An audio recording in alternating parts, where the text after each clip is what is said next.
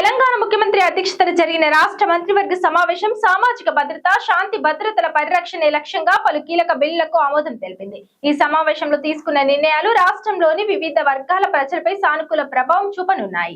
రాష్ట్రంలో మత సామరస్యాన్ని కాపాడడానికి, సోషల్ మీడియాలో రెచ్చగొట్టే పోస్టులను అరికట్టడానికి తెలంగాణ ప్రభుత్వం అత్యంత కీలకమైన Telangana hate speech and hate crime prevention bill 2026ను ఆమోదించింది. విద్వేషపూరిత ప్రసంగాలు, అల్లర్లను ప్రేరేపించే వ్యాఖ్యలను కట్టడి చేసేందుకు ఈ చట్టం ఒక శక్తివంతమైన ఆయుధంగా పనిచేయనుంది. మతాల మధ్య చిచ్చుపెట్టే ప్రయత్నాలను అడ్డుకోవడమే ఈ బిల్లు ప్రధాన ఉద్దేశం. రాష్ట్రంలో సుమారు 4.2 లక్షల మంది గిగ్ ప్లాట్ఫామ్ కార్మికులు ఉన్నారు. వీరి సంక్షేమం కోసం Telangana platform based gig workers act 2026ను కేబినెట్ ఆమోదించింది. దీని ప్రకారం వర్కర్ల రిజిస్ట్రేషన్తో పాటు ఒక ప్రత్యేక వెల్ఫేర్ బోర్డు, సంక్షేమ నిధిని ఏర్పాటు చేస్తారు. దీనివల్ల వీరికి చట్టబద్ధమైన గుర్తింపుతో పాటు సామాజిక భద్రత లభిస్తుంది. మానవీయ కోణంలో ప్రభుత్వం ఒక వినూత్న బిల్లును తీసుకొచ్చింది. వృద్ధాప్యంలో ఉన్న తల్లిదండ్రుల బాధ్యతను తీసుకొని ప్రభుత్వ, ప్రైవేట్ ఉద్యోగులు, ప్రజా ప్రతినిధుల వేతనం నుంచి 15% లేదా 10,000 కట్ చేసి నేరుగా తల్లిదండ్రులకు అందజేస్తారు. హైదరాబాద్లోని ఫేజ్ 1 మెట్రో వ్యవస్థను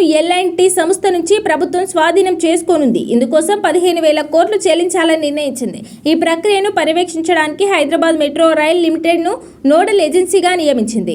న్యాయవాదులపై జరుగుతున్న దాడులను అరికట్టడానికి అడ్వకేట్ ప్రొటెక్షన్ బిల్లుకు గ్రీన్ సిగ్నల్ ఇచ్చింది. వామనరావు దంపతుల హత్య వంటి ఘటనలు పునరావృతం కాకుండా న్యాయవాదులకు తగిన భద్రత కల్పించడమే దీని లక్ష్యం. రాష్ట్రంలో నిర్వహించిన కులగణన సర్వేపై జస్టిస్ సుదర్శన్ రెడ్డి కమిటీ ఇచ్చిన నివేదికను కేబినెట్ పరిశీలించింది.